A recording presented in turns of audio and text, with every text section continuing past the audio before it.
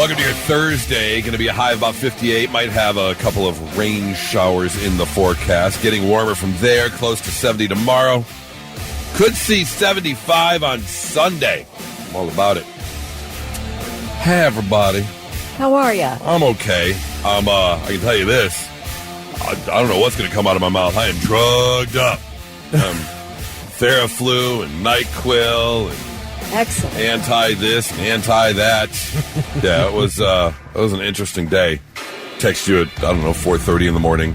Just all kinds of going on. Yeah. It just felt like my head was in a vice. And I had that I could feel it too. I had it like about 5 o'clock on Tuesday. You could feel that scratch, that post-nasal drip in the back of my throat. And I was like, no. And then sure enough, woke up yesterday and just couldn't do it. I didn't want to take the chance. And I was at like 99.1, like just enough where I was like, I don't want to take a chance getting anyone else sick.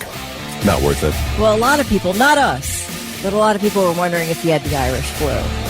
Oh, I wish I had the Irish flu. I wish it was because of St. Patrick's Day and I went out and partied and did the damn thing. But no, just was just sitting around. And then, wait a minute, what's that? I can hear it. Yeah, and sure enough. So, but thankfully it looks like it's just kind of a little head cold.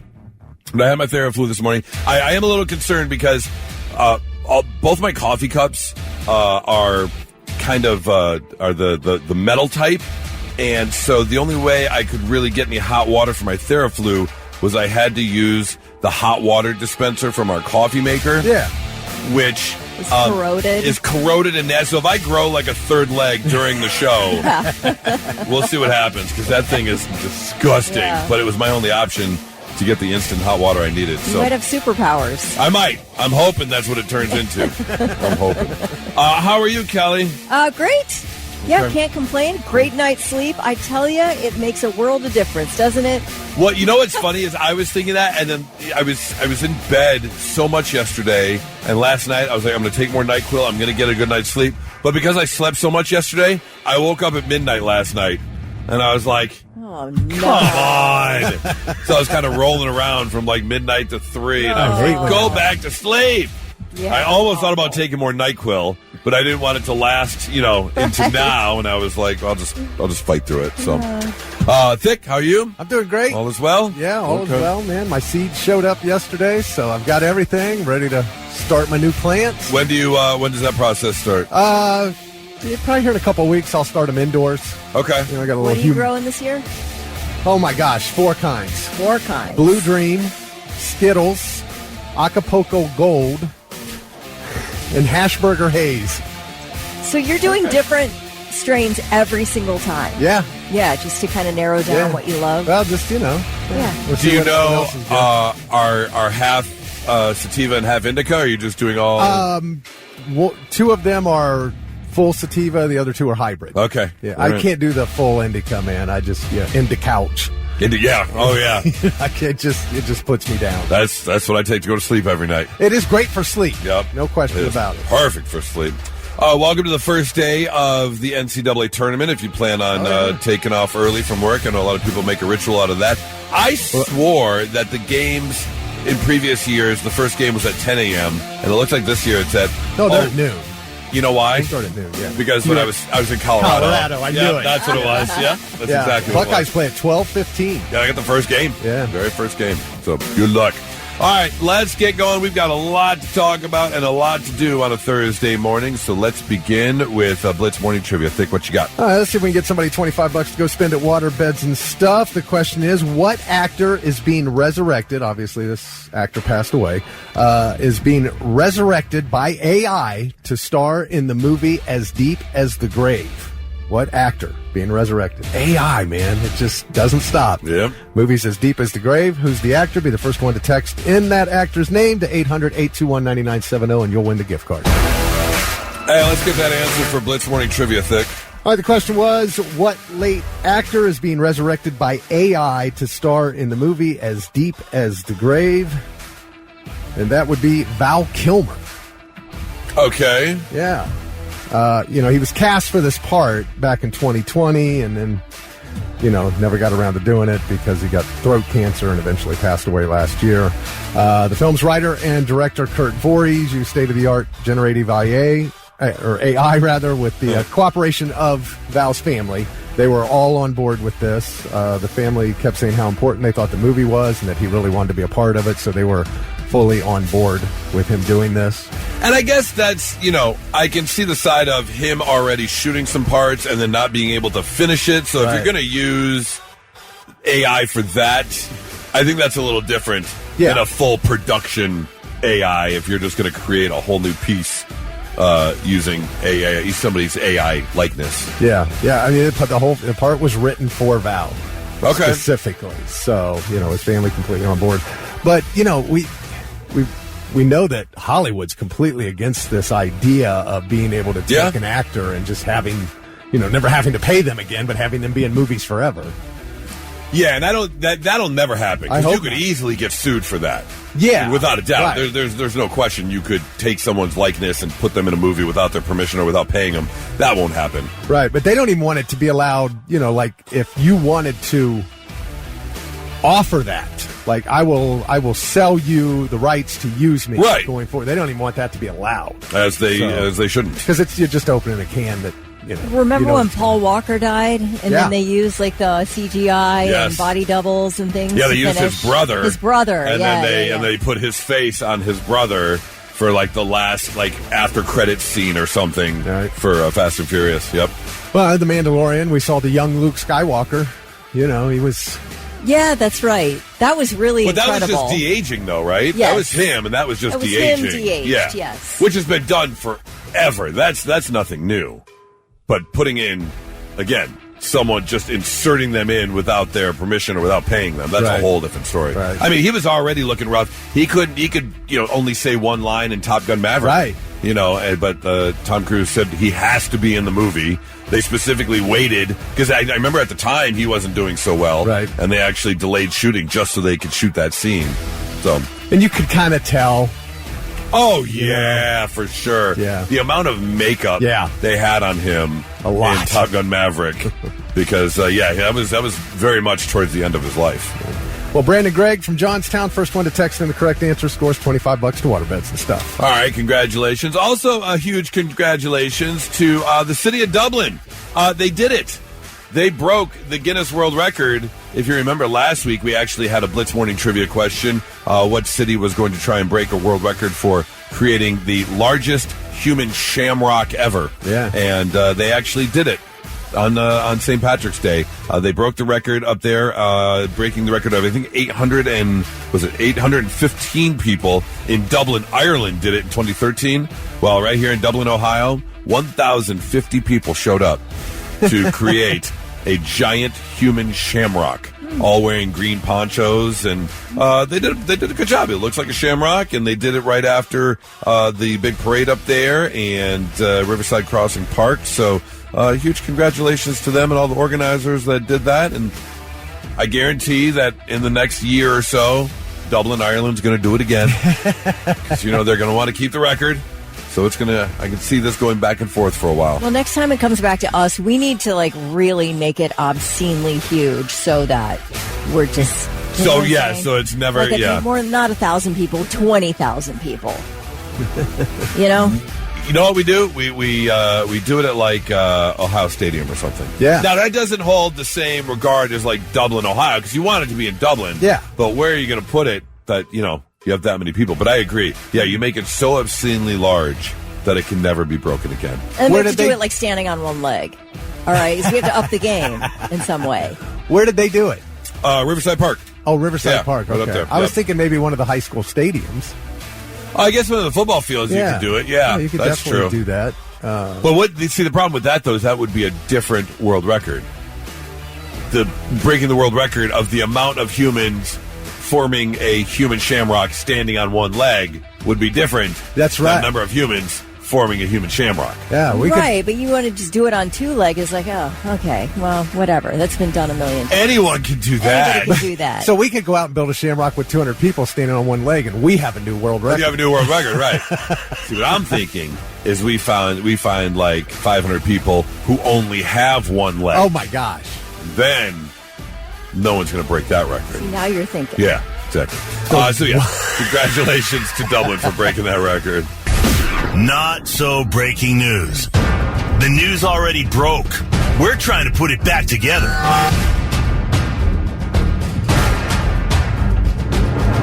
All right, our first story today, excuse me, comes from overseas. In fact, many places overseas, because researchers have found that birds are getting addicted to cigarettes. What? Apparently, finches in Galapagos, you've got house finches in Mexico, you've got thrushes in New Zealand, all that have become addicted to nicotine because of people disregarding their cigarette butts.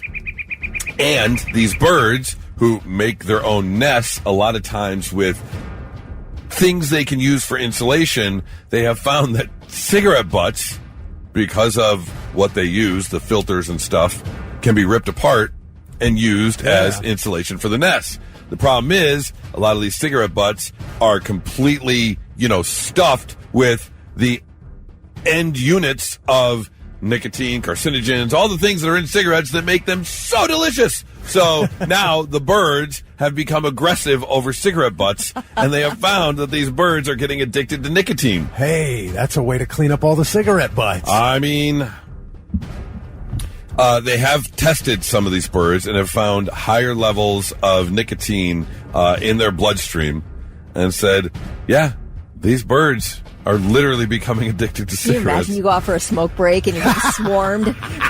I 100% could see someone sitting on like a park bench, and without a doubt, I could see like a seagull pulling up just like, I know, man, it's a rough day, isn't it? Damn wife won't stop bitching, and I just needed to get away for a minute, so I'm just going to sit here on the bench next to you if you don't mind. Holly, want a cigarette? Holly, want a Newport? So they don't know what to do about the problem. They're saying the only thing they can think of is, hey, put your cigarette butts away. Yeah, quit littering. How about that? In places that they belong. Yeah. Story number 2. I love this story. This has got to be one of the smartest entrepreneurs I've ever heard of in my life. Because if you want to make a lot of money, it's very simple. You find an idea, a product, or a service that people need. You provide it, they will come, you will make money. It reminds me of about 10 years ago when I was working in Colorado, and we had the first story ever of a Girl Scout who decided, you know what I'm going to do? Because I see Girl Scouts out there selling cookies, and a lot of times you go to Walmart or you go to Target, and they've got their little table set up, and you walk outside, and they're like, would you like to buy some Girl Scout cookies? You're like, I'll get you on the way out, and then you go out the other door so you don't have to be bothered by them again. But one smart Girl Scout said, you know where I want to set up? I want to set up outside the dispensary. Right. Which is a genius idea. You set up where you know you're needed. And that's exactly what this 23-year-old mechanic did in New York City. He is now making about $2,500 a night sitting in one spot because there is this gigantic pothole and an exit in Brooklyn.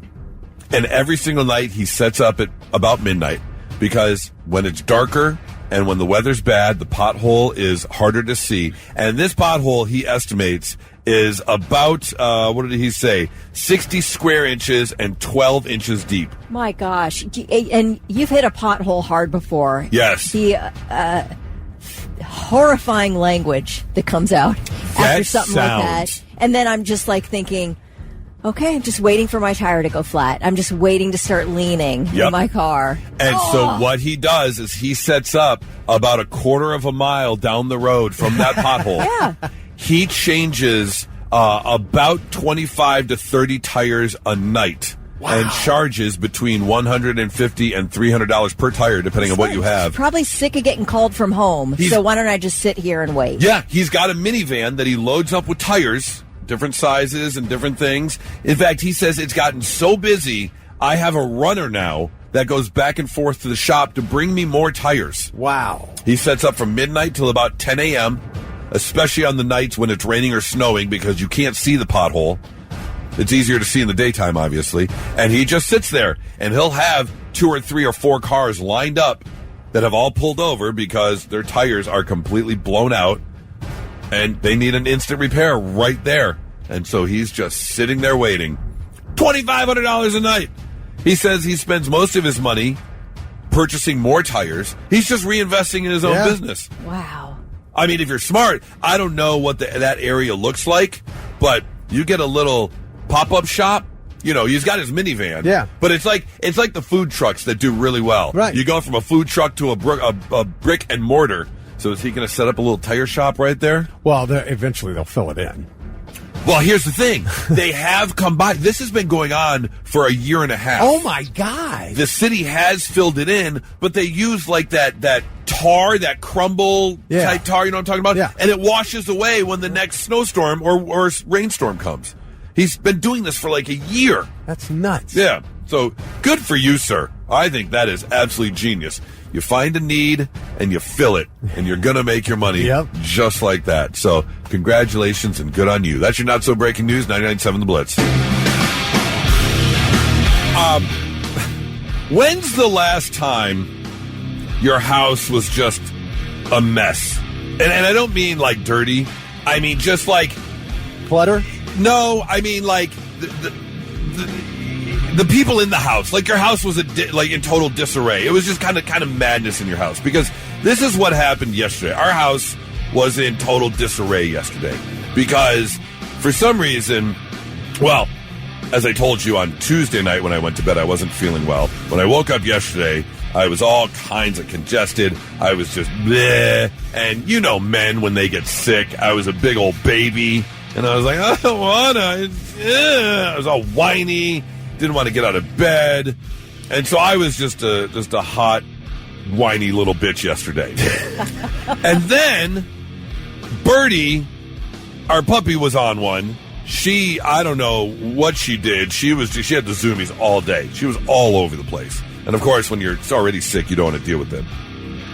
Then midday, we found out that Hilliard Darby, the high school, lost power. So the 17-year-old was texting and calling Nora, like, hey, will you come pick me up? We don't have power. And Nora's like, did they cancel school? And he's like, no. She goes, then I'm not picking you up. Nice try. Yeah, that's exactly it. And he texted like 3 times. He sent pictures. Like, he sent a picture of it dark. He goes, they're making us go in this classroom. And no lights were on. And Nora replied, if I had to go to school on 9/11, you got to stay through a power outage. Yeah, right. Like, you're not just getting out, because if they're still in class, they have class. And then, at about 5 o'clock last night, Nora goes, oh no. And I said, what? She goes, I made a huge mistake. Because I came downstairs after laying in bed and I had to get some water or something.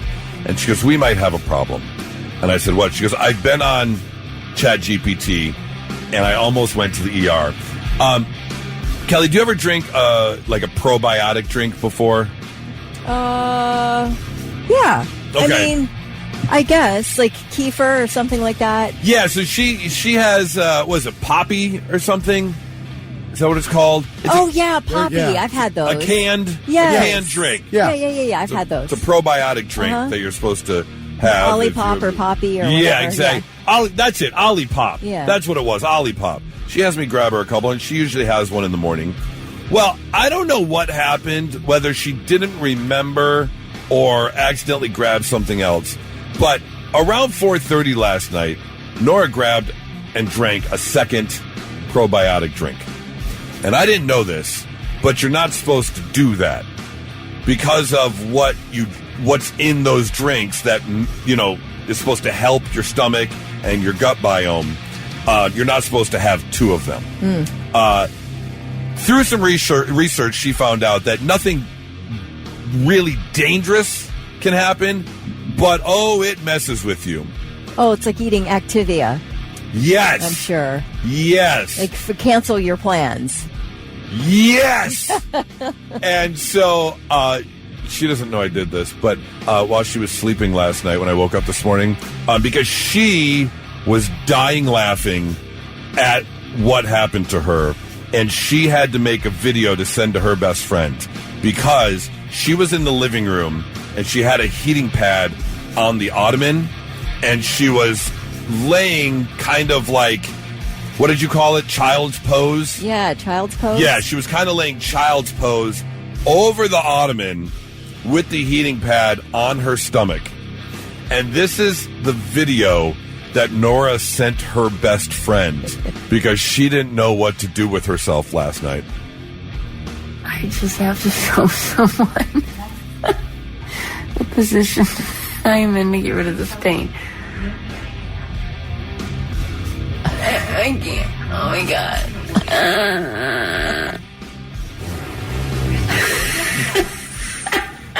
What? Now, I don't know if you heard that. In the background. I don't know if you heard that in the background. I really wish she would have moved the phone a little bit closer. Can we enhance this? Yeah, go ahead and enhance that. Oh, I can do it now. Hang on.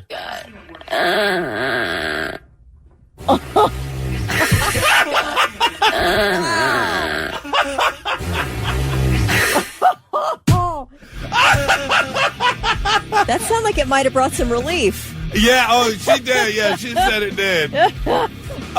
She said that was just one of many because of all. She Googled it. She said ChatGPT literally told her, "You'll be fine," but it's basically World War III going on in your stomach right now with all of that, gut stuff that's happening. Those probiotic drinks. It's just going to war. And so Oh, poor. She know you brought. wow. Oh, Nora, I'm sorry. And here's the thing. As I've shared with you before, kind of the one thing that Nora and I do, we don't really fart in front of each other. It's just one thing that we've decided we'll keep some of the romance alive. Exactly. Of course, it happens. It happens all the time. But it's never intentional. But I was like, I need that video. She wouldn't give it to me, so I had to steal it. Oh, Nora. Oh. It's like when you have I've seen the colonoscopy videos. Yeah. And they won't let you leave. Yeah. So you relieve some gas. That's it. She goes, it's just air. It's so much air. Yeah. I want to know, 800-821-9970, when's the last house? Again, I'm sick. Brendan wants to come home. Birdie's on the tirade, and she's just ripping ass left and right because of double probiotic drinks. When was the last time your house was just total disarray? You guys keep a pretty low profile, Kelly. We do. We keep a very neat house. However, I will say that we have Charlie's family for like Thanksgiving and Christmas. Yes. And 4th of July. And by the time everyone leaves, our house is a wreck. Like, we're working for quite a while to sort of get things back in order. To normal, right. But yeah, because, you're just having a good time, things going everywhere. But that's probably the last time. Christmas. Can you remember when the kids were younger? When there was a moment when everything was going on at once? Well, that happens pretty much every Sunday at our house now. Because the grandbabies come over. Oh, yeah. And one's 3 now, and everything has to come out. Everything that belongs to her, which is, I swear, a third of what's in the house now belongs to her. Yes. And it all has to come. So our house is nice, neat, clutter-free all the time, but not on Sunday evening, man. It looks like I live in a whole different place. Just everything everywhere, all at once. Yep, that's straight it. out of the movie. Yeah. I would love to hear 800-821-9970, that time when everything was just all over the place. Chaos. And it's just absolute chaos. Please give us a call. Shoot us a text, 997 The Blitz. And now, all right, I'm listening. 3 things you need to know before you go. Your AEP bill is going up again starting April 1st. Regulators approved the increase to allow AEP Ohio to recover certain costs related to electricity transmission. The average residential bill will increase by about $7.90 per month, depending on electricity usage. So we had that major increase in 2023, then some smaller annual adjustments, a major increase in June 2025, and then this one. It's a lot. Yeah. It's a lot. Yeah. So I'd be unhappy if I was an AEP Ohio customer. Nothing you can do about it, though, I guess. Right, exactly. What are you going to do? Nothing. Like, I'm not going to use you. Yeah. We're going to bend over and take it. That's right. The remains of 3 Ohio airmen killed in Operation Epic Fury are back on American soil. President Trump attended a dignified transfer for the service members at Dover Air Force Base in Delaware yesterday. The bodies of Captain Curtis Angst, Captain Seth Koval, and Master Sergeant Tyler Simmons are being released to loved ones. All 3 men were serving with the Ohio National Guard's 121st Air Refueling Wing when they were killed in a refueling crash in Iraq last week. Officials at Rickenbacker Air National Guard Base say they plan to honor the return of the airmen and will work with the families on the details. New York City police have identified a suspect in the robbery of 6 Chase Bank branches in 5 days across Queens, Manhattan, Brooklyn, and the Bronx. Each time the robber passed a note warning the teller that people would be hurt if money wasn't handed over. At 3 of those robberies, he got nothing. Zip. Had to leave with empty-handed. At one, Not a very good bank robber. No. At one of them, he got $320. At another, $265. And at a third, he got $20. His total take was $605. And police identified this guy as 33-year-old Gustavo Torres. They have released surveillance video and photos in an attempt to make an arrest. But they say when you subtract the cost of Torres commuting to each of these banks and then back home again, he barely broke even. Wow. Not worth it. Wow. So How do you only get $20 out of a bank? I don't know. Like, just snatch it out of a teller's hand and run? Like, I don't understand. Right. I mean, it's not like I think people think, oh, I'm going to rob a bank and I'll get thousands of dollars. This guy was getting 0, 20, and then the most he got was $320. Yeah. That's hardly worth a jail stint, is it? So when they get a lot of cash, it goes in a safe that they can't even get in. Right. And they can't get in the vault either. Well, a lot of them have that automatic counter now, too, where they don't even have drawers anymore. Yeah. They just put it in that machine, Yep. it counts it, Yep. and then all the money sits there. Yeah. So, And they can't get to it. yeah. So. I guess that's how you're getting 20. Maybe there's a random 20 Random sitting 20 out. sitting But around. here's the thing. He didn't even commit grand theft. Because he didn't get over $1,000. I was going to say, do you get a lesser sentence? Well, it's just a misdemeanor, or is isn't it? just the act when you're of robbing a threatening bank? or- Yeah. Was it armed? Did he have a weapon? It doesn't matter. He Well, gave a no, note implying he had a He's talking weapon. about the severity of the crime. Right. Armed robbery is way Different. worse than robbery without a weapon. Right. And Yeah. it's less than $1,000, so it's not even grand theft. I mean, So- robbing a bank is, robbing a bank, but armed robbery is different than just stealing a bike. Yeah, it's serious Or, felony yeah. if you use a gun to rob anything. Is that your defense? Hey, I only got $20. Like, what are we doing here? Cost me $35 to get here. Right. I just didn't know if it's a misdemeanor. You should actually pay me to come to court. You know?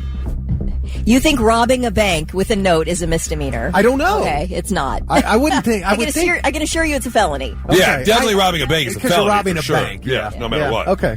All right, those are your 3 things. I had a friend of mine online, and he was talking about taking a trip, and they were going on like a little family vacation, and they wanted to bring their bocce ball set. They enjoy playing bocce ball. And, you know, a lot of times it comes in like a little zip-up case, little handheld case. But the bocce balls themselves, they're pretty sturdy. Yeah. I mean, they're ceramic-type balls, and that little white one, I could see that as a weapon. You could chuck that at someone's head and cause some damage for sure. And so he had to do some research. And, Kelly, do you think that bocce balls are allowed on an airplane as a carry-on? Yes. What do you think? Initially I would have guessed yes, but because of this story, I'm going to say he found out no. Yeah, no, they're not. Why? You cannot bring bocce balls. I'm assuming because they can be used as a weapon. It's like, can you bring a billiards set? Probably not. Well, actually, funny you should bring that up. I can tell you this: you cannot bring a pool cue. Yeah, that makes sense. You cannot bring a pool Well, cue. on you a plane. could hide things in it. You could hide something in it. In the pool cue. Yeah. in the little hole. Yeah. We do know from yesterday's story about the deaf woman that got kicked off a plane for not listening that you're not allowed to bring alcohol on a plane. Yes, if they catch you, you're not allowed to bring alcohol. What about an umbrella? You're allowed to bring an umbrella on a plane. Couldn't you hide stuff in that? Are you? You know, I didn't look up umbrella, Yes, but I just did. That's just why, brought an umbrella. That's why I said guess, it with such confidence. Right. When you fold it up, I guess you could hide things in the umbrella. Yeah. All right, so I came up with a list here, and I wanted to get your guesses as to whether or not you can bring these on a plane. A machete. No. No, you cannot bring a machete. What about a kumquat? Yes. Yeah. Yes, you can bring a kumquat. Unless it's international, you're not allowed to bring agriculture. Right. Oh, that's right. Yes. What about a single knitting needle? No. Hey, Grandma wants to knit on the flight. A single knitting? Yeah, but a single knitting needle is going to do you no good. Gotta have two, baby. Gotta have two. You're going to do it. What, so they allow a single? They do allow a single, yes. What? Yep. You can bring a single knitting needle. All right. What about a can of gasoline? Can you bring a can of gasoline? No, you cannot. Can you bring a live lobster on an airplane? Yeah. Why not? Well, I guess you... Yeah, I suppose, how are they transporting live lobsters? You can bring a live lobster as a carry-on. Like as a support animal? Yes, your emotional support lobster. Yep. He's in that cardboard box you get at the grocery store. Yep. What about a snow globe? Can you bring a snow globe? Oh, gosh. On Great airplane. question. I'm going to say yes. Well, no, Oh, but it's got liquid. The liquid. Oh, yeah. You might have to pack that in your checked luggage. The liquid, yeah. No, you I don't cannot. think so. You can if it's under 3.2 fluid ounces. Oh, geez. Yeah. Oh, one of the little ones. Yes, absolutely. Can you bring an ant farm with ants in your ant farm onto a plane? So these are all my Yes. my support animals. You can. Yes, you can. You can bring... That's so weird. Man, if that thing drops and breaks, oh my God. My tarantula farm broke. Right. Can you bring a magic 8-ball? Yes. No, it's got liquid. It's full of liquid. It doesn't have a lot of liquid in it, I bet. It's just around the edge. For some reason, no, you can't. Yeah, you Got to can. be the liquid. Oh, so it's not full. Which I've never opened one. I guess you should know if you have a magic 8-ball. Why don't you ask it? Can I bring you on the airplane? And it'll tell you whether or not you can. Can you bring a 12-inch cast iron skillet onto a plane? No, that's a weapon. Yeah, I say no. No is the correct answer. You cannot. By the way, a Magic 8-Ball contains approximately 3.5 fluid ounces of Oh, liquid. it's over 3.2. 3.2. Yep, over the limit. Can you bring handcuffs onto an airplane? Yes. Yeah. Yes, you can. Can you bring a microwave oven? No. Onto an airplane? Like, you're carrying it on? I guess, yeah. I mean, it's not a weapon. There's no liquid. Yes, you can. But I don't... Oh, I was going to say, I don't think you can. Yes, you can. You got to buy it a seat, though. Well, I don't know. You could probably put it in the overhead bin. It's not as big as a carry-on piece Can of you luggage. imagine if you can't fit your luggage in the overhead bin because somebody brought a big microwave? Can you imagine? Right, you got to check your bag. Oh. Yeah. But I guess, again, if it's smaller than a piece of carry-on luggage, then why wouldn't you be able to? That's just going to count as your carry-on because it doesn't fit under the seat, so it can't be a personal item. Check it. Check it. I'm just giving it recommendations. Okay. Finally, last one. Can you bring human remains onto an airplane? You can. Yeah. Yes, you can. You said that with confidence. I did. My mom brought her mom home, and she'd been cremated. My mom brought her home, but then got pulled over by TSA and taken into the back room. They're like, "What you got in there?" Huh? When they went through, I guess she went through security. Was in Fort Lauderdale. They're like, "We need to see what's in there." She goes, "It's my mom," and they go, "Yeah, come on back here." I wonder, do they test it? Do they dig through it? I think if you have a certificate, like of right. cremation, Yeah. I don't think they go to all that trouble, which she did. Okay. Yeah. So, yes, the answer is yes, you can bring human remains if they're cremated. Yeah. They don't want you walking on, like, Weekend at Bernie's, bringing a dead body on. Oh, like in a body bag. Yeah. No, you can't do that. But you can bring human remains on. So, there you go. Just in case you have any travel coming up, human remains, handcuffs, 12-inch iron skillet, your microwave, your ant farm, you can all bring. But don't bring your bocce balls, your machete, No, not the can skillet. of gasoline. Or a snow globe. Not the skillet, I'm sorry. Or the snow globe if it's too big. Absolutely. It's a Thursday, which means we have to visit one of our favorite websites. That would be Ask My Life, where people jump online and anonymously admit things going wrong in their life so you can feel better about yours. Like this person who admits, today I officially completed my weight loss journey, only for my wife, who previously threatened to divorce me if I didn't lose weight, tell me that she realized she liked me better when I was fat, and then you don't know what you have until it's gone. Wow.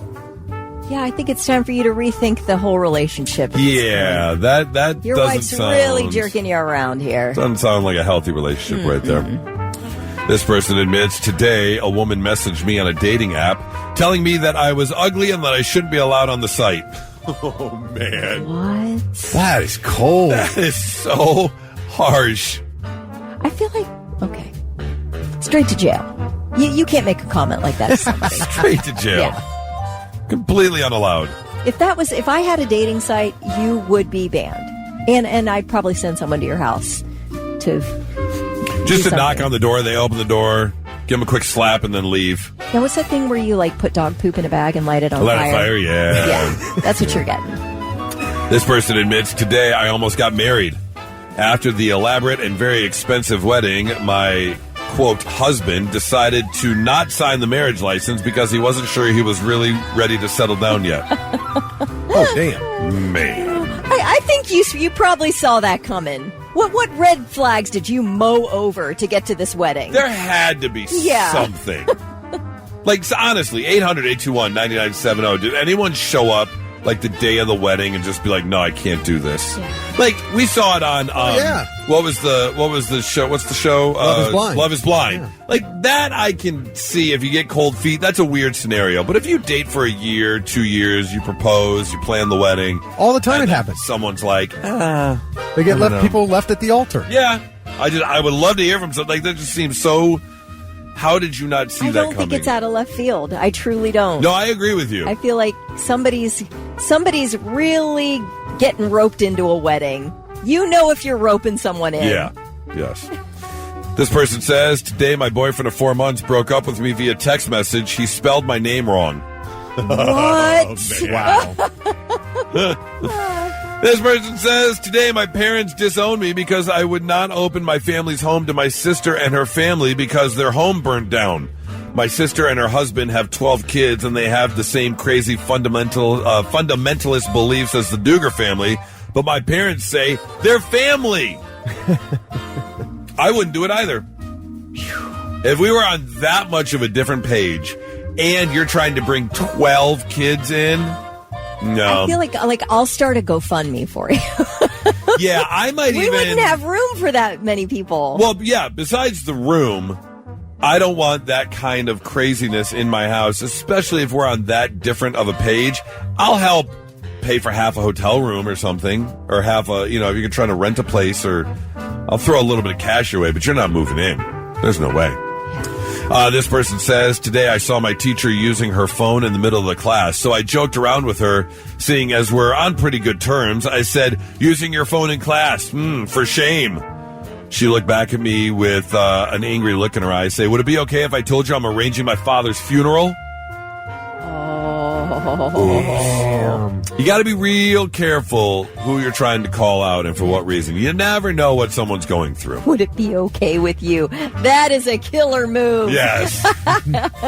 This person says, today I was the paramedic at a scene of a car accident. One lady was hurt and was having trouble getting any information from her as she was sobbing. I radioed in the details and said a lady in her mid-30s, ETA 10 minutes. She stopped crying, slapped me, and said, I'm 28. That'll get you to quit crying real fast. Real quick, yeah. You either throw out the age or the weight, and they're going to stop whatever they're doing. And finally, today it's my son's wedding. I really don't want to go because he's marrying his former stepsister, whose father is my ex-husband. We went through an extremely nasty and bitter divorce, and I absolutely want nothing to do with him, but I don't have a choice because I have to be there for my son. Yeah, you do. Man. All right, but here's another question. Is that acceptable? Technically, there's nothing wrong with it, if you really think about it. There isn't. There's no They're blood not related. relation. and they really got a chance to know each other pretty well. They got a chance to know each other. It might actually work out real well for them. But is it strange? Yes. Yeah. Could you ever, obviously we're not in the situation. You never, if by chance, let's say, you go through your dating period. I don't know what scenario that would be. Like, you're in the house together. Because I was going to ask, let's say you found out somehow your mom and Charlie's dad were married after you dated for 6 months or whatever, and you're deeply in love. Yeah. Is that going to end the relationship? We're not blood related, right? Right. No, it's not going to end the relationship. It's not going to end the relationship. No. We were just talking yesterday about how Florida is one of 16 states that allow first cousin marriage. Okay? I saw that. They voted down the bill that was going to stop that. And they said, no, it's okay. The guy who was in support of it, the state legislator that was in support of it, said, there are a lot other people to date rather than your first cousins. We got a big dating pool out here. That's how I feel about blood relation. But I'm not saying it's not strange in like a weird way to meet somebody, but what's wrong with it? You're right. There's nothing wrong with it. But I guarantee you're going to get a lot of what when you tell someone how you met. Yeah. When you tell someone how you met, you're going to get a lot of questions for sure. FML, check it out. It's 997 The Blitz. I have to bring it up as I was laying in bed all day yesterday with this head cold, doom scrolling through most of the day. Someone posted a picture. I can't remember where it was from, but it was James and Axel backstage at some show. And someone commented, you cannot tell me this is not two middle-aged aunts arguing over who had the better potato salad at the barbecue. Yes, I can imagine. I can envision it. The age is there. Yeah. The age is definitely there, but still absolutely Metallica's still killing it. Axel, not sounding his best right now. Let's put it that way. Here's a question for you, and I know we all have an answer. You go through high school, you graduate, and you take what you learned with you into the real world. Most of that stuff you are never going to use. That's just a fact of life. And so I want to know, 800-821-9970, what did you learn in high school that you're just never going to use again or haven't used since the days of high school? I remember having the most eccentric geometry teacher. This guy used to make up dances for the Pythagorean theorem. He used to get up on his desk and one of those. Say, "Oh yeah, this guy was a nudger." And he was old when I had him as a teacher. I can't imagine. I think if I remember correctly, I saw a post. He had just passed away not that long ago. And the only thing I took from that class is I know the name of the Pythagorean theorem. Is that how you find the area of a circle? That's pi. I don't even know what the Pythagorean theorem is. Okay. I just remember the name because he used to do a dance to it. There is pretty much nothing I can tell you from high school. Creative writing class really helped me in my future endeavors. Yeah.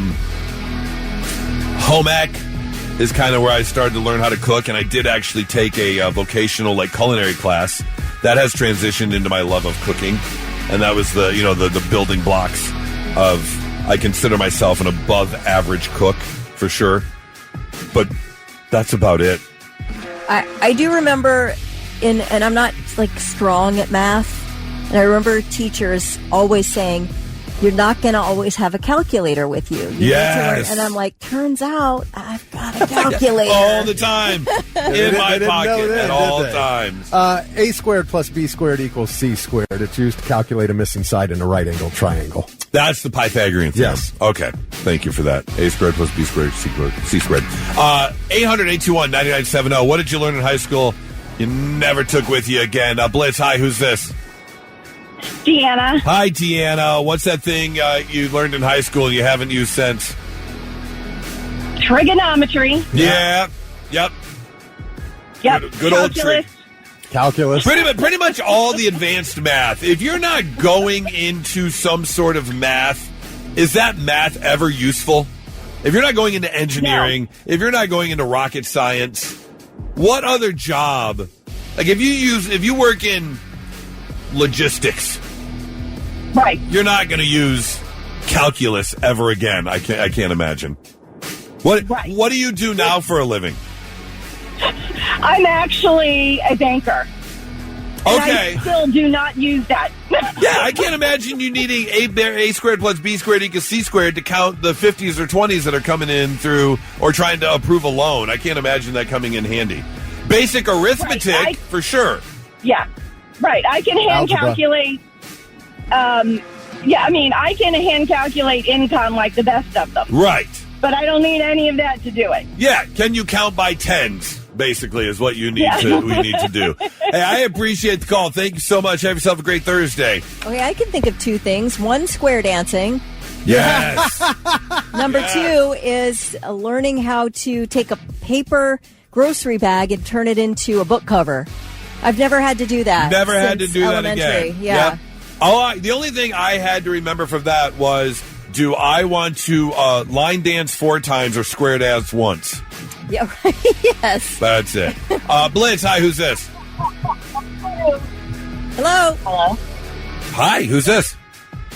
Hello. Hello? Hello. Say hello one more time, I'm hanging up.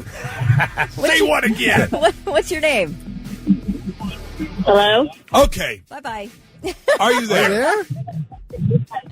If you turn your radio down, you won't hear two of us at the same time. I might be in a dead spot. Oh, okay. Oh, are you back now? I'm sorry. That's okay. Are you there now? I'm Heather. Hi, Heather. How are you? I'm good. How are you? Wonderful. All right, Heather. Now that we've got you here and we're done on the Hello Carousel. Is that what it's called? Carousel? Yeah. Yeah, okay. What's that thing you learned in high school you never learned again or used again? German. Oh. Okay. Could be you're useful. lucky we won World War II, because Yeah. That could have come in real useful. Yeah. So you took it in high school. You never took a trip to Germany. Do you remember any of the German you learned? I do not. Yeah, it just went right out the window. That's one of those things, if you don't keep up on it, you're going to forget it for sure. Well, I appreciate the call. Ich And bin I ein hope you Berliner. What's The only that? thing I know, the JFK said, Ich bin ein Berliner. What's that? I don't know, like I'm a Berliner. I don't know. Oh, I don't know what it was. You know what he said, you just don't know what it meant. Yeah. Okay. Well, thank you for that. 800-821-9970. Did you guys take a language? We had to. You know, I mistakenly took French, which I got a complete F in. Oh. Yeah.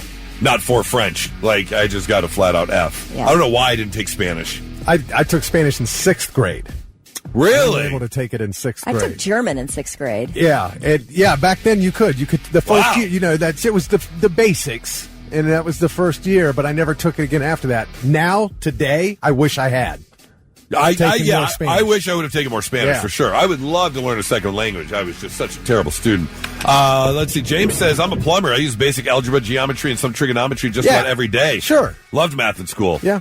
Yeah, I could totally see that. Blitz. We all use algebra. Blitz, hi, who's this?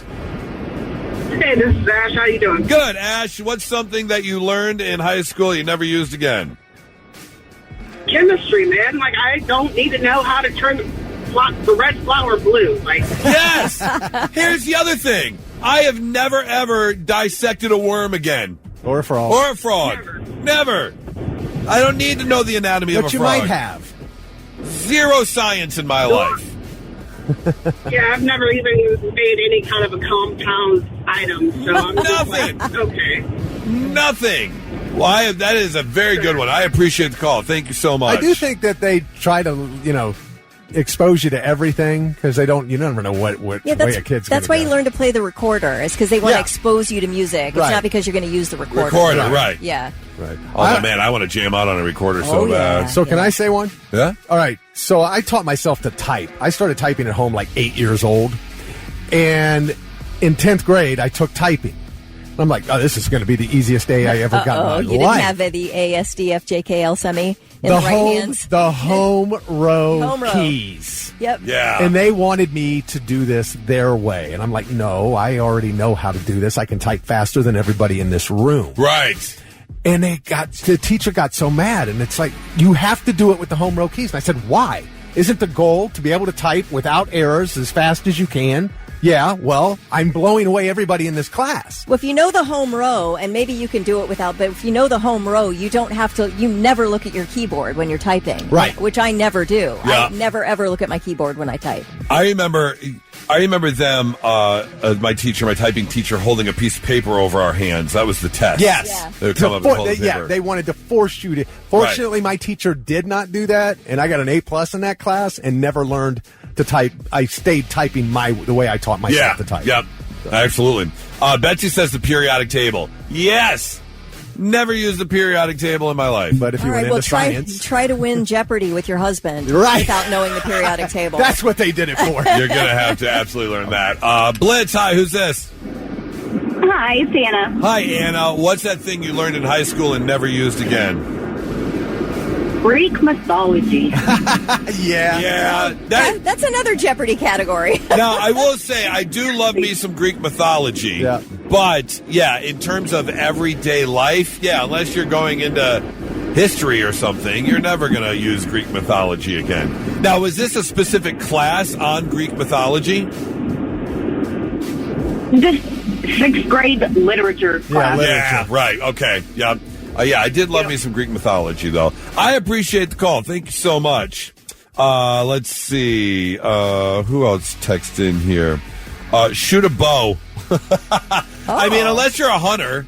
Yeah. But archery there's a lot of class. people that deer hunt. It's bow season for deer hunting. A lot of people do it. You know, it's fun. We took a whole class in learning how to balance a checkbook. I know that makes me really old, Consumer but ec. nobody needs to do that now. I'll tell you what. Completely irrelevant. That is one of the reasons I actually got to graduate high school, because my final class was a business math class, and we had to learn percentages, decimal points, and like checkbook and a budget.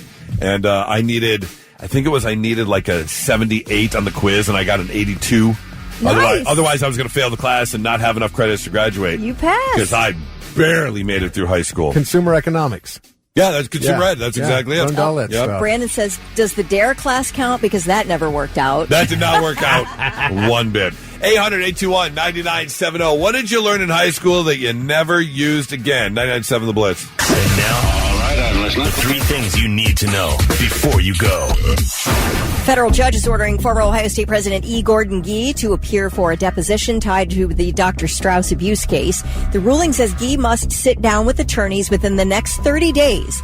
Lawyers for plaintiffs and defendants are working on a lawsuit over the widespread sexual abuse of OSU athletes by university physician Richard Strauss from 1978 to 1998. Gee served as Ohio State president from 1990 to 1998 before returning to the role for another handful of years in 2007.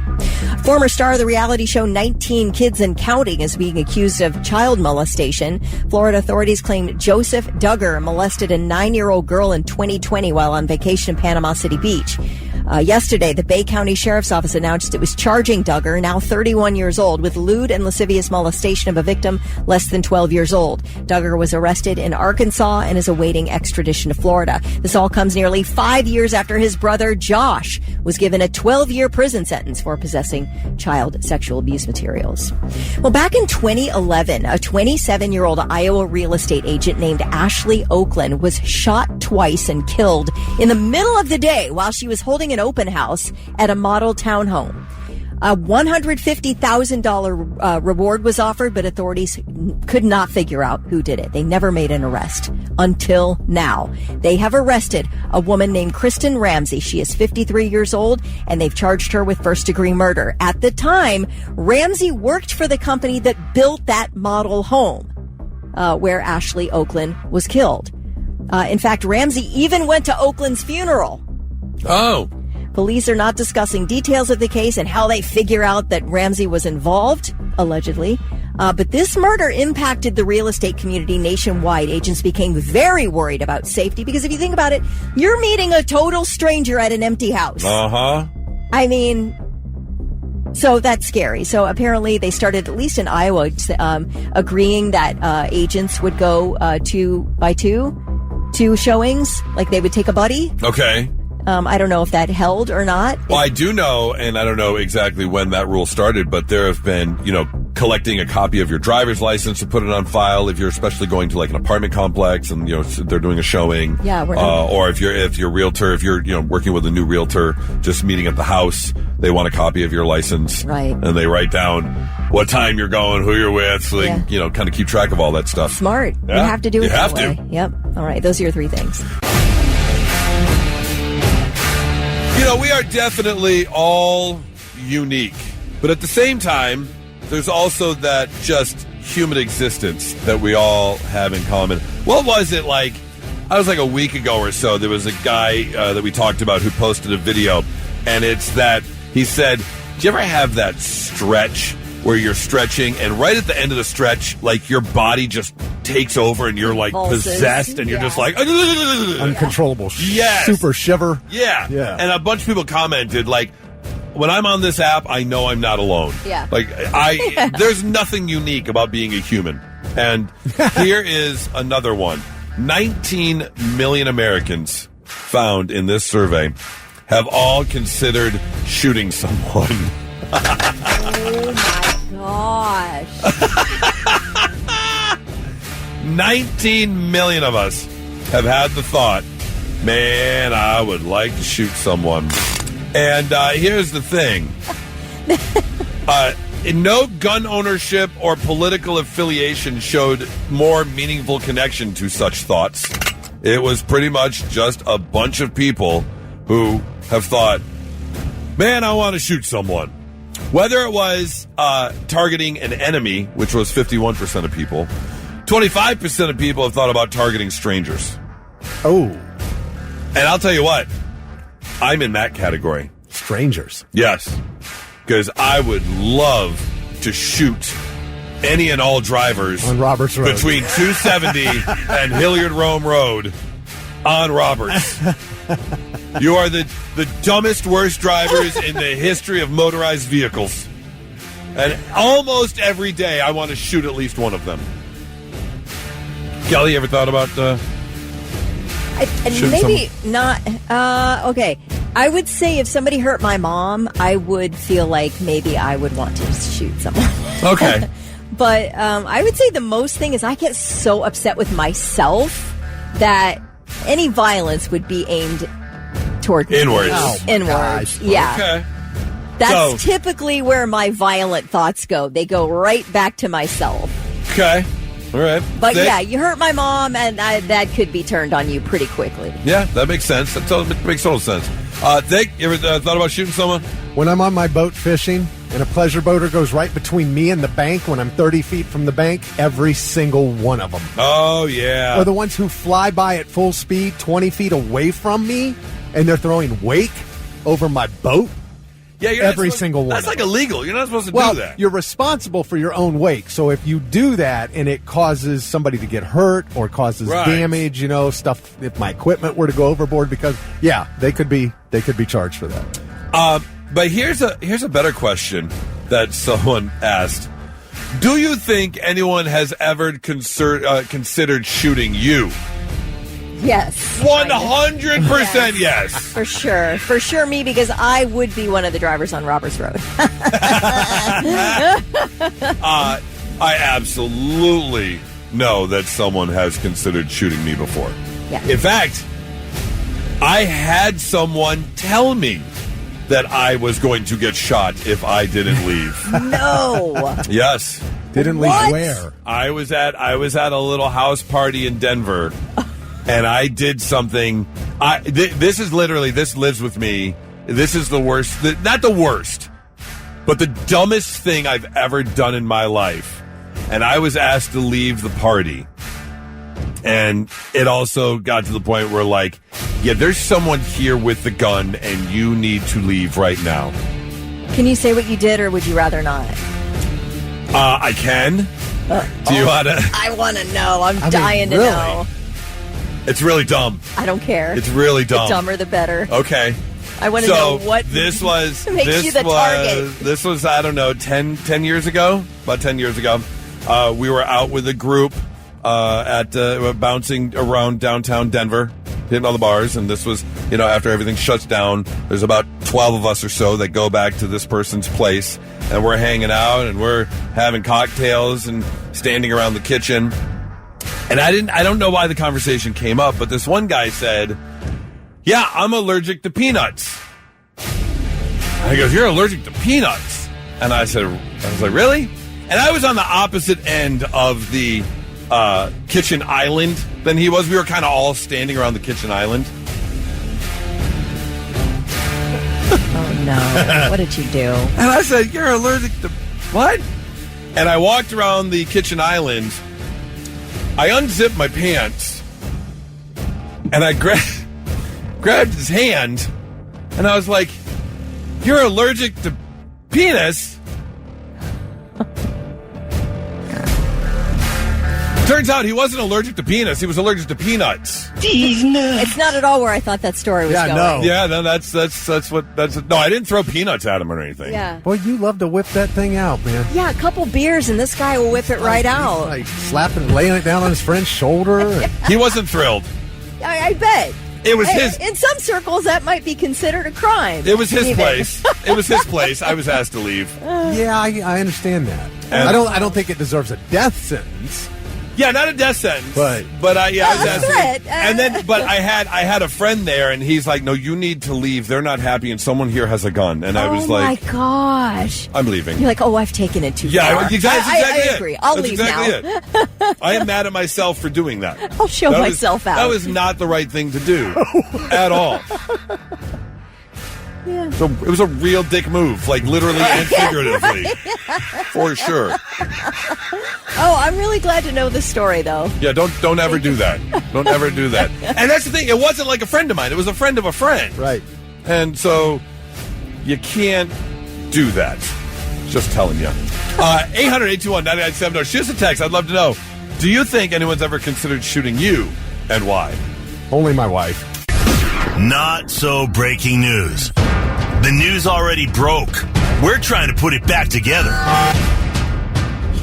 Our first story today, we have ourselves a WTF. What the Florida? Volusia County, Florida, 2 law enforcement officers stopped a man, 28-year-old Chase Cruz. I love that his name is Chase. Well, actually, Chase and Cruz both fit, because as they were questioning him in Daytona Beach, the man took off running. Hence began the chase for Chase. Chase decided he was going to jump into the water to try and get away from said officers. Well, the officers said, "Nah, you're not getting away that easy." So the officers jumped on 2 paddle boards and cruised on out to Chase Cruz, Very nice. where he was in the water, tiring out, and they were able to wrap one of those like lifeguard, tubes around him, get him onto the paddleboard, and bring him back to shore. There is a 0% chance I could chase somebody on a paddleboard. Yeah, there's no way No. that watching that the kind of balance. There's video of them actually on the paddleboard, and the gentleman Chase Cruz did have a substantial lead, but got tired out. Because watching the police officers, it's not like they were flying on these paddleboards. They were taking their time, as paddleboarders do. Yeah. They were just kind of cruising through the water. And in fact, in the video, you can see one of the officers took off his boots, shoes, and shirt. So they actually said, he's not going anywhere. Yeah. It was kind of like time. Right. It was kind of like the end of Point Break Yeah. when they let Bodie go. Yeah. It's like, he's not coming back in. And we can take our time to get out there, because either A, he's not going to make it, or B, we're going to catch up to him. But they're like, "Hey, you got some sunscreen?" Right, yeah, they're lathering They're up lathered real up. quick. Yeah, you don't want to go on the reflective water with the sun out and everything. You got melanoma to worry about. Right.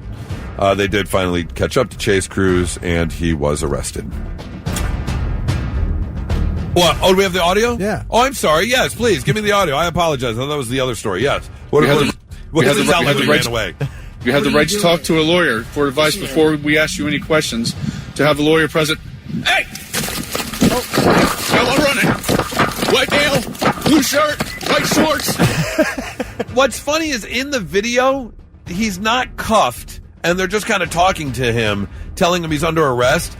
And Chase takes like 3 steps backwards before he turns and runs. So you can almost see his the wheels turning in his brain. That's exactly it. Yep. And I don't know if he had a plan and he thought to himself, I'm going to jump in the water, or if that's just where he ended up running. He goes, I have no other choice. I have to jump in the water. Yeah, let me add resisting arrest to this. Yes. Yeah, either way, he was caught. Story number 2. Oh, look at this. We have ourselves a double WTF. Hey, what the Florida? Tallahassee, Florida, Tallahassee Memorial Healthcare is currently suing a patient who refuses to leave the hospital. I'm very confused by this story. In a complaint filed earlier this month, the hospital says a formal discharge order was entered on October 6th for this patient who came in and was then, fixed, if you will, and was given the discharge papers. But after repeated efforts, the patient says, I'm not leaving. And that's where this patient has stayed. In the hospital. Can't you handcuff him and take him out? I don't understand what the issue is here. Hot tip, it's a lot less expensive to just live on a cruise ship. That is, stay in the hospital like that. Yes. And they have a doctor on the cruise ship, just in case. The repeated efforts to help the patient safely complete discharge, including coordination with family members and offering non-emergency medical transportation to attain necessary identification and to get the help you need. But apparently, this patient just refuses. Like, don't you have to get up and use the restroom? Can't they refuse to bring you food? Like, what are you doing? I don't understand. Like squatters' rights? Oh my gosh. Is it? I don't That's know. That's a valid question. It feels like there are enough police officers around a hospital. You could wrangle somebody out of there. Right. Aren't you trespassing at that point? I would think so. And if you have an unruly family member, they've removed people from the hospital before. They can trespass you. So why can't they get this person out? Maybe they can, but he has great insurance. I don't know of any insurance that's good. I mean, you're talking months inside of that doctor's bill? Oh. Or do they have to keep you if you say, I don't feel good, or you haven't I don't feel fixed, safe going home. Right. Is that part of the Hippocratic Oath or something? That I they feel have like to keep you in the they'll hospital? have to place you somewhere more appropriate. Than using up a hospital bed. Right, exactly. Like if you need long-term care, they'll find a place for you to go. I can't imagine anyone wanting to stay in the hospital. Oof. Although it is a pain to cook your own meals. True. God, you got to wash food? your own sheets. Yeah, you don't have to wash your own sheets. You don't have to worry about that. Well, that's one thing I'm not doing. If some guy's just refusing to leave, well, you can just lay in your filthy sheets. Exactly. Enjoy. Yep. Stinky. It seems like there would be a lot of things that they could do or cut off to make it less comfortable. To make you want to be like, okay, I don't want to be here anymore. No more Jell-O for you. You're done. So no word on what's going to happen. They have another hearing set coming up on March 30th. That's your not so breaking news. 99.7 The Blitz. Well, if you have kids, I have to assume that, one of the best things about having kids is all those firsts that you get to be a part of and all those things that you see, whether it be, first steps or, the things that happen throughout the natural parenting type situation. How much did you really want to be there for that? Because, although a sad fact, it is still a fact that a lot of marriages end up in divorce. And so there might be some kids out there that are in 2 separate households, and there's a chance that one of these moments is going to happen when the child is with the other parent. You know what I'm saying? And so I saw this online, and I don't know if this is the right thing to do. There was a mother whose daughter was about to lose her first tooth. When those baby teeth start falling out, that's a big deal. And that first tooth coming out, I have to assume as a parent, you want to be there for that. Now, this tooth wasn't exactly on its last leg, but it was definitely, it was getting there for sure. Loose. Yes. So, the mother decided she did not want to miss out on this and took the tooth out. And it doesn't say whether or not she did it in one of those creative type ways with the string and the slamming of the door, or the I did one for a friend of mine. I did the remote control car. Oh, that's so fun. Yeah. You have the car take off and pink, pulls out with the string. Ting. But this mother did, in fact, get that tooth a little early the night before. So when the daughter woke up, the tooth fairy had delivered a little bit of money, and she was there for the loss of the first tooth before she went on to Dad's house. Like, is that immoral?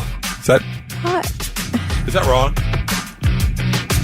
I don't know what a divorce is like. I don't, but that's yeah. You deprive the dad of it. Yeah. So.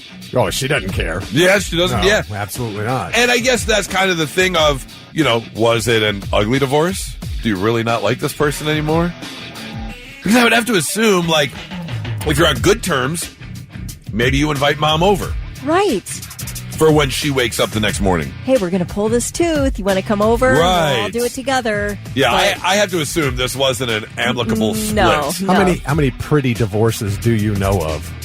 Seriously. Yeah, I think they get maybe better over time. Yeah. Right. Once feelings kind of calm down, but yeah. But if this is a kid who's just losing the first tooth, then that Probably didn't last very on. long. It's early on in this divorce. And, Yeah. even if it was, not really ugly, she still wants that first memory over him.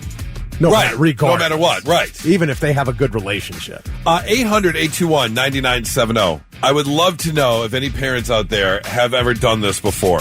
You know what's weird is that probably hurt because it wasn't ready to come out. Wasn't quite ready. So that's a little, am I going too far by calling it like semi-abusive? Well, and I think that's very important, depending on how close the tooth was to coming out.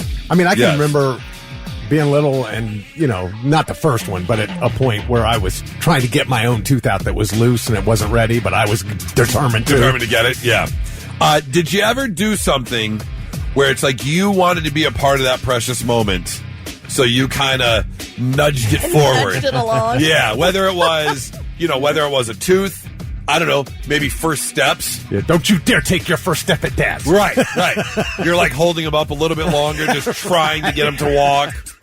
I do know when I was married, and I think I may have mentioned this before, we got into a big fight because she came to me because he was 14 or 15, because I had two stepsons when I was first married, and she asked me to show him how to shave, and I refused. I said, absolutely not. I will not deprive his father of teaching his son how to shave. What a good move on your part. She got a little mad at me because I guess it needed to happen or whatever, and I'm like, no. That's yeah. Not gonna, and especially because the dad was only a mile away. Like, they used to, when it was their week, they would walk to Dad's house after school. When it was our week, they'd walk to our house after school. So it's not like Dad was in another state or something. He was right there. Yeah. And having him every week.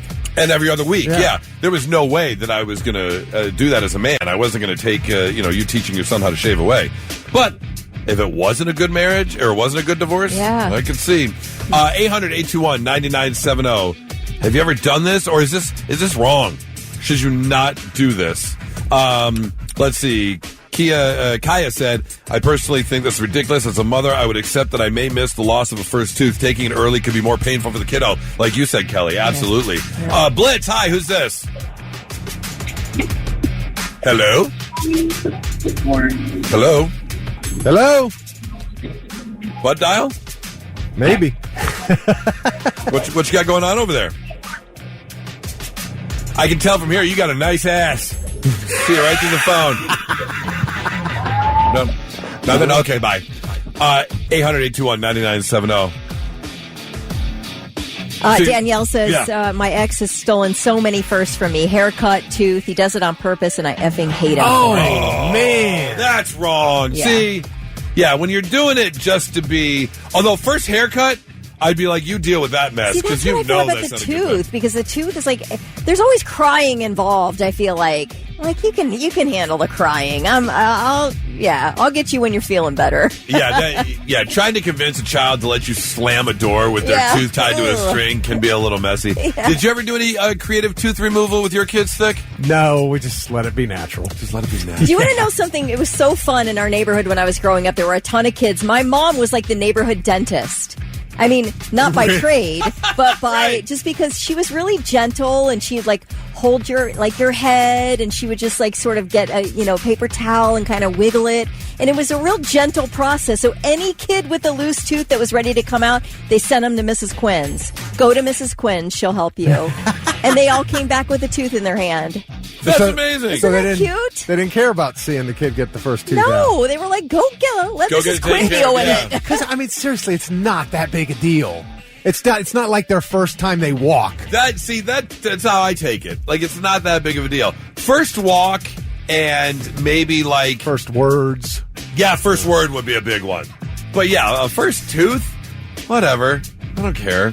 800-821-9970. Did you ever purposely, nudge along a first time because you wanted to be there for it? 987 The Blitz. I was talking about this story I saw online where a mother actually removed her daughter's loose tooth what seemed like a little early. Like, she didn't rip out the tooth with a pair of pliers. The tooth was loose. But could it have stayed in another day? Maybe. However, the daughter was getting ready to go to Dad's for the visit, and she didn't want to miss out on the first tooth. So she nudged it along. Would you do this to be a part of those precious moments? Nudge along that first. Virginia, good morning. How are you? I'm good. How are you? Good. Have you done this? Would you do this? Nudge along a first so you're a part of it? So I have a little bit different of a take on it. I'm not divorced. I'm happily married. Okay. But I am a child of divorce. And I got to tell you, they're going to remember you doing stuff like that. Okay. Yes. Potentially you're damaging your own relationship with your children. Okay. So do you think, because, what are you, 5 or 6 when you lose your first tooth? Is that how old you are? Something like that. Probably about 6. Okay. And so you could tell if the tooth wasn't right ready, and Mom's like, no, just stay there for a second. It's fine. And you're going to remember that. Oh, absolutely. Okay. All right. Did you experience this? Did your mom do something, or your dad do something, and you're like, hey, I remember you taking advantage of the situation? Oh, there were many things. My parents had an extremely messy divorce. Okay, all right. Yeah, you can hear it in your voice. It's still sitting back there a little bit. You're like, yeah, that wasn't the prettiest divorce I've ever been a part of, for sure. One of the things I remember most, and it's probably because of how it all went, but we definitely had to miss one of our grandpa's biggest birthdays. Oh, because it was visitation time with the other parent, and they didn't want to give up visitation time for you to go spend time with them on the other side. Exactly. Yeah. You never want to do that.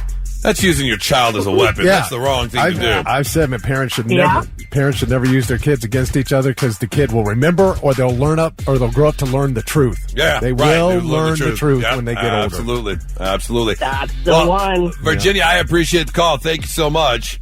800-821-9970. If you've ever done this before, known someone who has done this, kind of nudged along one of those first just so they can be a part of it. Let's see. 3260 text in. Last week, my daughter called me on video chat, and my grandson was flipping me off. I loved it.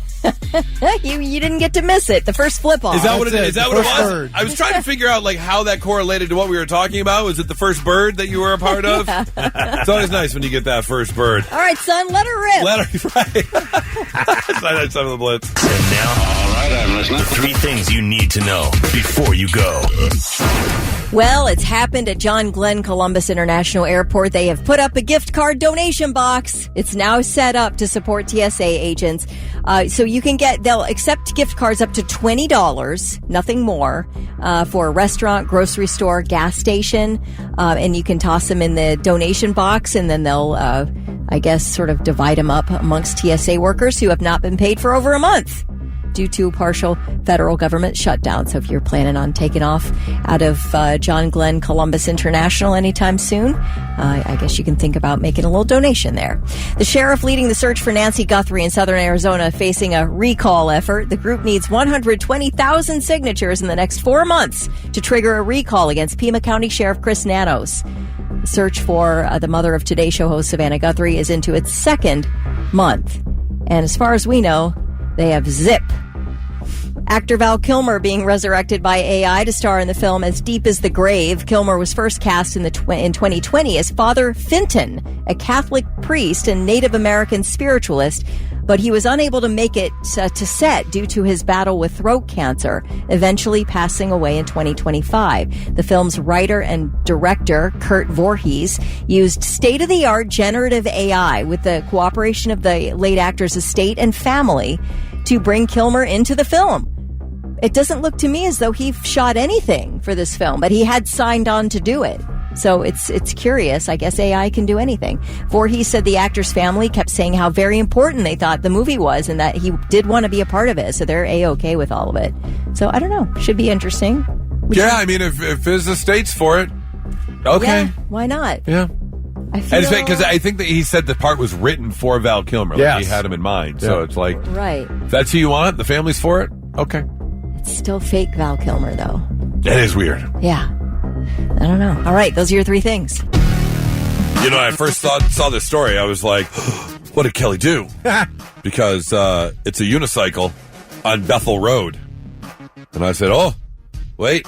That very well could be Kelly. Until I found out the Bethel Road in Port Orchard, Washington, and it took place around 12:30 a.m. And we know that, 12:30 a.m. is about 4 hours after Kelly has already fallen asleep. So it couldn't be her. But what it was a man who police pulled up behind on an electric unicycle.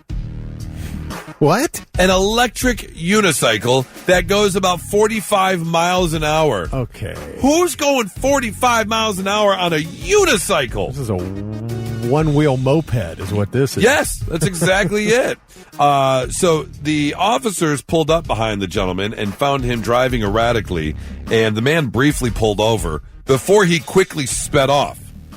It took about a half an hour before they could find the man again. He outran them. I don't know what he did on that unicycle. I don't know what he, what parking lots he cut through, but he did lose the officers for about a half an hour.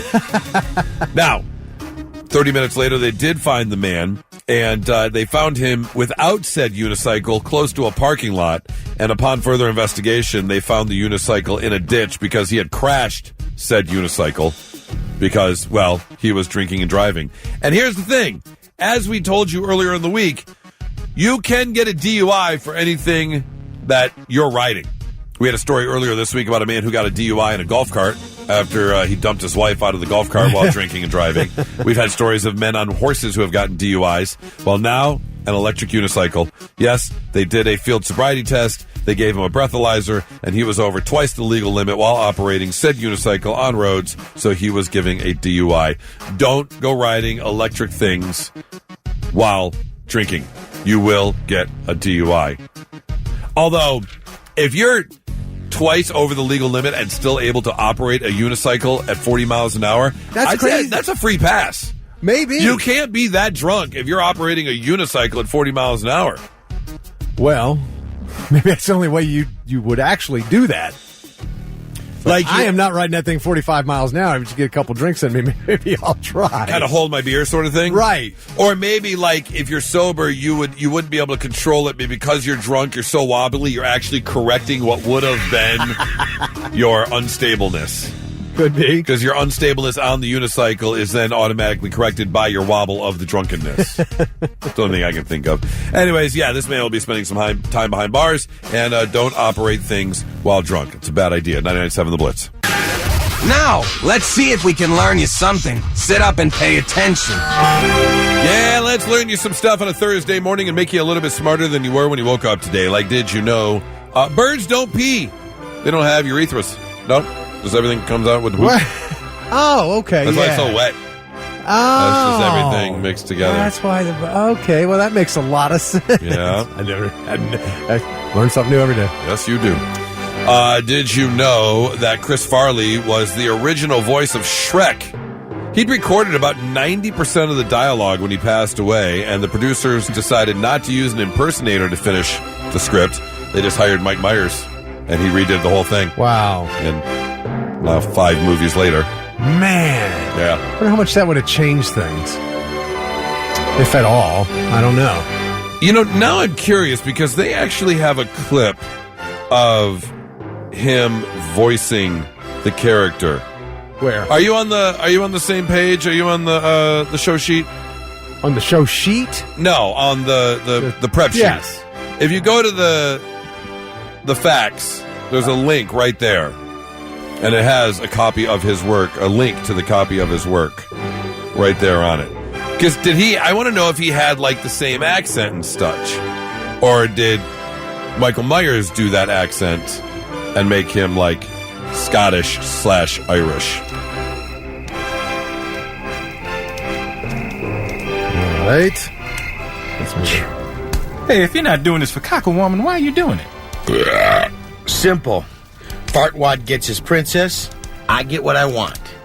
Which is? Now, come on, what do you want? I don't have time to set it to music. Huh. So it's just straight Chris Farley voice. Yeah. Love Chris Farley, but I like the accent. Yeah. It kind of brings something to the character. That was a little boring. Not going to lie. Yeah. Anyways, did you know that in medieval England, if an accused person did not have 12 people to vouch for his innocence, he was presumed guilty? So is that where the 12-man jury comes from? Oh, I'll bet it is. All the way back in medieval England? Yeah. Huh. Did you know that 1 out of every 14 Americans under 70 either owns or used to own a copy of Pink Floyd's Dark Side of the Moon? I still got mine. Yeah. You still have yours? I got the vinyl and the CD. Okay. Yeah, that's correct. 1 out of every 14. That's a pretty big number. Biggest albums of all time. Yes, it is. And finally, did you know the person who was credited with introducing macaroni and cheese to the United States was Thomas Jefferson? I think I had heard that. Yeah, he actually brought the recipe back to the U.S. after a trip to Europe. However, the real credit should go to Jefferson's enslaved chef, James Hemings, who was the real mastermind behind making the Americanized version that we have now. It's a little bit of a different recipe. Yeah, okay. He's the one that kind of Americanized it. So thank you, James Hemings, because I love me some macaroni and cheese. Yeah. And whoever decided to add brisket to it, genius. Yeah, that's good. Yeah. Smokehouses do that. I love it, man. Little fried chicken in there, too. Yeah. I don't mind that. Have some protein in there. Yes, delish. There you go, learning some stuff on a Thursday morning, 99.7 The Blitz.